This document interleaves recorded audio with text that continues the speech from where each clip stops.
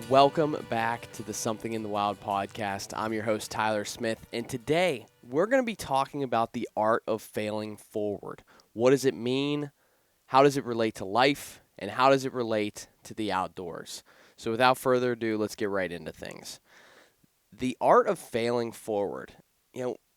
I feel like this kind of gets brought up a lot whenever you're talking about trying new things or, working to achieve a specific goal, things of that nature.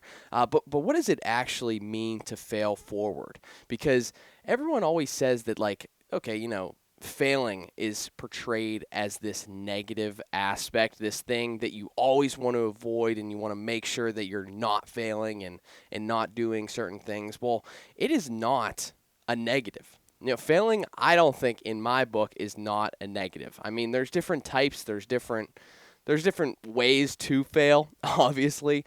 But I do not think the majority of the time that it is a negative. I think it's a way to learn and grow, like to grow yourself, to grow your business, to grow, your life, your relationships, things like that. It's setting you up for future success. You fail at something, you get back up, you go again. So just like kind of on that same notion, like no one that has been successful or has done something, worth doing has ever had a smooth path, an easy path to, what it is they're doing. They've run into some sort of roadblock, some sort of obstacle along the way. And those obstacles are the best ways to learn. And the reason that I'm kind of bringing this up is because, I fail all the time. I fail all the freaking time. Especially since I've been recording stuff and going out and I'm gonna be tying this back all into hunting and things like that eventually and going outside in the outdoors and things like that eventually. But that's not the only thing that I fail at. I always am struggling and I'll run into roadblocks and challenges along the way in just my regular day-to-day life. And my parents and fiance would be the first to tell you that instead of listening to advice that they give me or, just listening and taking what they say for what it's worth and not trying to do something, I never do that. I never do that. I always have to try it myself and then fail at it before I learn. And, I think that I'm sure it's very, very infuriating for them to watch me do that. And I 100% get that. Okay. But I also think that it's okay. And, that I think that mindset has really gotten me to where I'm at today with how I learn and how I process certain things. I'm always going to try something new, try something different, see if it works, see if it doesn't work, and then make my adjustments accordingly. I'm not going to sit here and say that I'm right all the time because I'm far from that. I'm always going to be making some sort of error, some sort of miscalculation, things like that. But I always am going to try to do something, try and think of a more innovative way to do things and hopefully succeed in the process. It's all just a learning experience, a learning journey, as you kind of move through any sort of, experience that you're having right now, even if it's not related to the outdoors, something just, it could be anything. But you always want to be curious and you want to be learning and failing, in the process. I think it's a good thing. So now let's tie this into, what I actually talk about on this podcast, and that is the outdoors. How does failing relate to the outdoors? Well, I have a few points right here that I want to hit on. Scouting trips, number one. Now, whenever you go out on say a scouting trip for, if you're going to be hunting deer, you're going to be hunting turkeys, you're going to be hunting elk, mule deer, whatever. You do that, you go out and you go on these trips, and it's almost inevitable that something bad or something not according to plan is going to happen. It's always going to be the case, no matter what you're doing, there's going to be something that isn't going to go according to plan. And how are you going to respond to that? Are you just going to pack it in and leave and not go back out there? No, you're not going to do that. You're going to come back, you're going to learn from that experience, hopefully, and then you're going to make a more informed decision next time you go out there and do that certain thing. Say you run out there, don't find any sign. You're going out there to find sheds. You don't find any sheds. You're not going to sit there and wallow in it, hopefully. Some might, but I do not recommend that at all. I think that's a very unhealthy way of going about things. I think that you have to take in the information that you learned whenever you went out there and process that information and make a better decision next time you go out there, go to a different spot, whatever. Next point, not getting a deer or not getting a specific animal that you're going after, not catching a fish, not shooting a turkey, not, whatever. It could be whatever, not getting to the camping spot that you wanted to because it was too far away. I think that this is the biggest set of obstacles that you're going to face, like the most adversity that you're going to face. Because that's the whole entire goal is throughout the season, you're trying to harvest an animal or you're trying to go to a certain camping spot or whatever. And whenever you don't hit that goal, it's incredibly, incredibly frustrating. Whenever you go out and you put all this effort in, you take vacation days, you put all this time scouting in, you drive this really long way, for example, and you don't get something. It is insanely frustrating. But you got to think of it on the opposite side of the spectrum. Okay, what did I learn during that process? For example, I went out last year, 2024 in September, and I went elk hunting. Didn't come back with an elk, obviously, and I had a great opportunity to kill one, but I only had one opportunity the whole entire week. But I had a great opportunity to kill one. One came within 40 yards of me.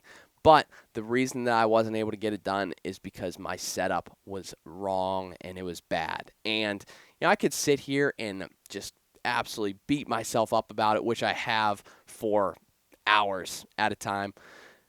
But what did I learn from that experience? I feel like now I know more about elk. I know more about elk behavior than I ever did because of that trip, because I failed, because we were trying so many different things that just weren't working. We finally found something that worked, and I still made a mistake. So it's not the fact that you're not going to make mistakes and you're not going to, you're going to make one mistake and then fix it right away. You're going to make a multitude of mistakes. Just how you respond to making those mistakes and then eventually, getting better as time goes on. That's kind of the biggest thing. Missed shots is another thing. What are you going to do whenever you miss a shot? I've missed 3 shots this year. 4 shots probably. What are you going to do when you miss a shot? Are you going to just sit there and wallow, or are you going to practice? Are you going to get back out there and work on your shot process and things like that?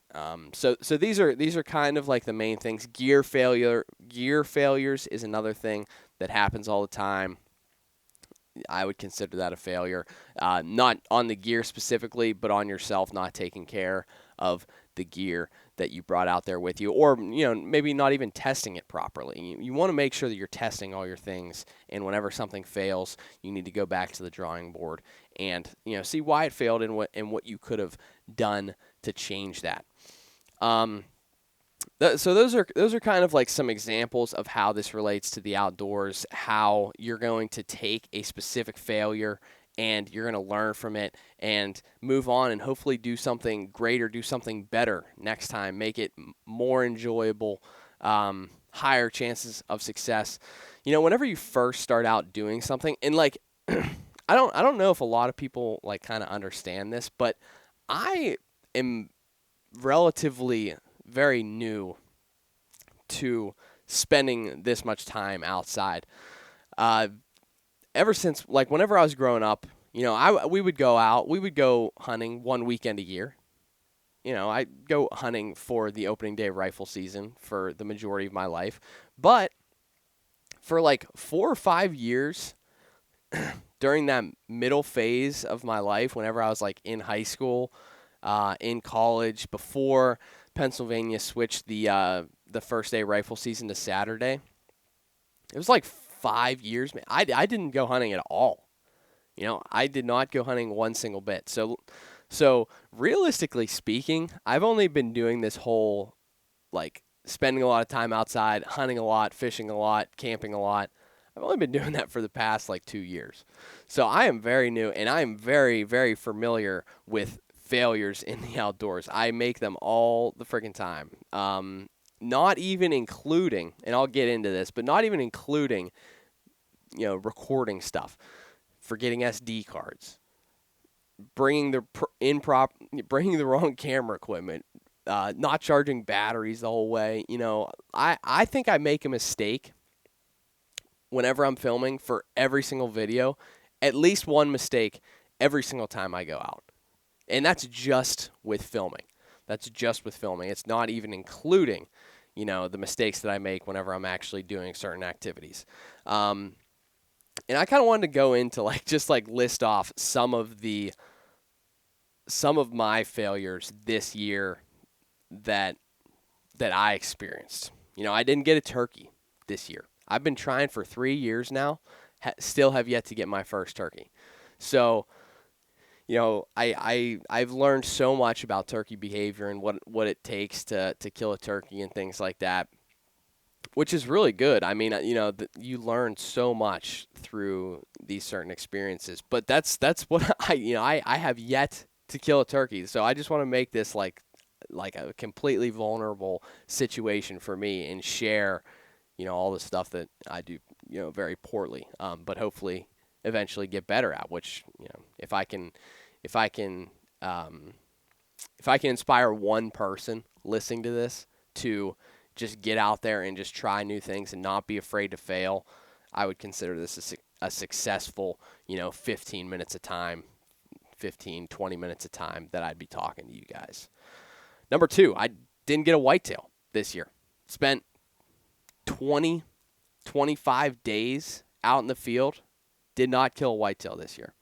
Didn't get an elk. I already was talking about that.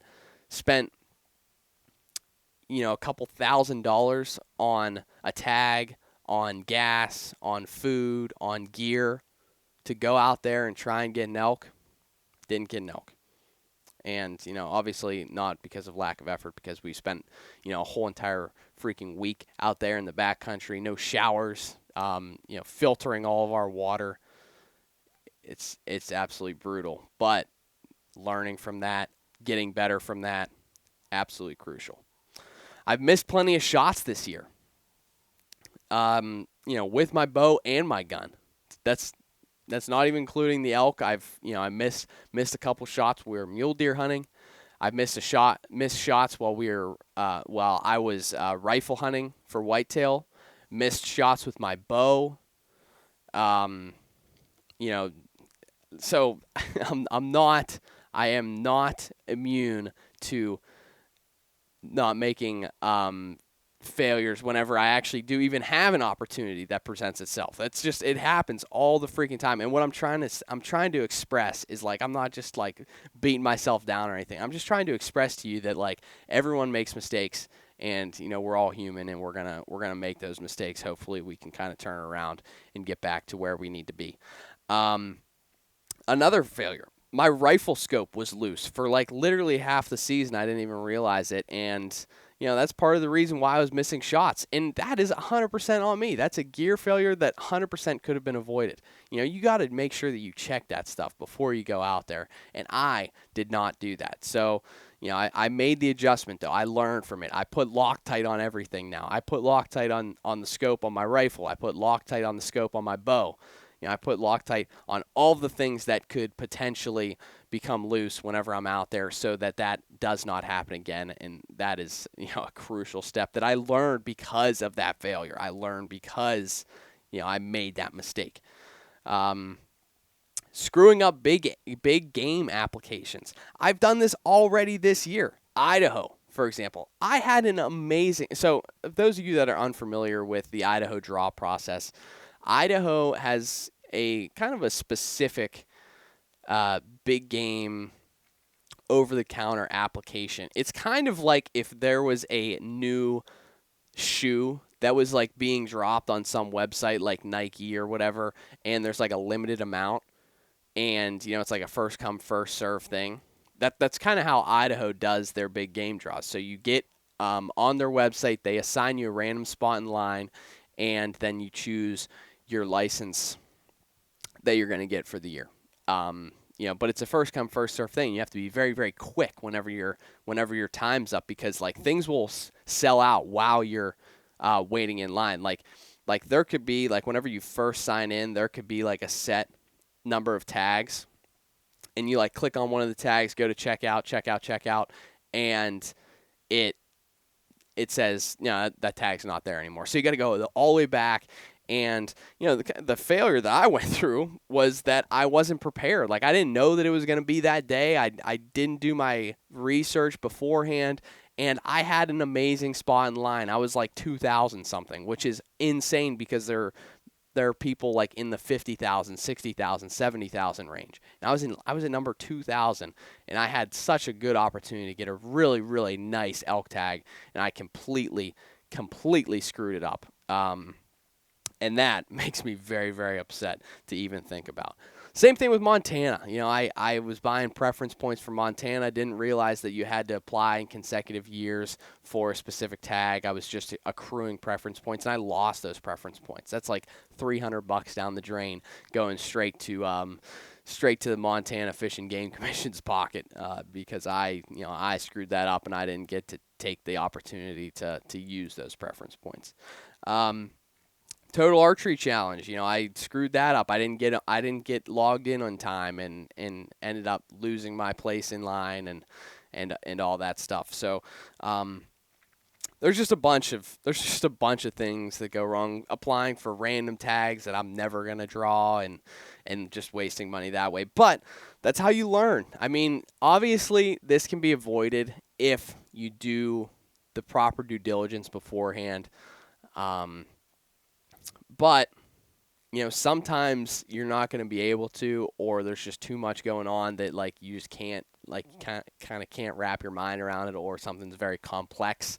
You just got to get out there and just make those mistakes. Not saying that it's good, but not saying it feels good, because it definitely doesn't. But really, just getting out there and experiencing it is invaluable.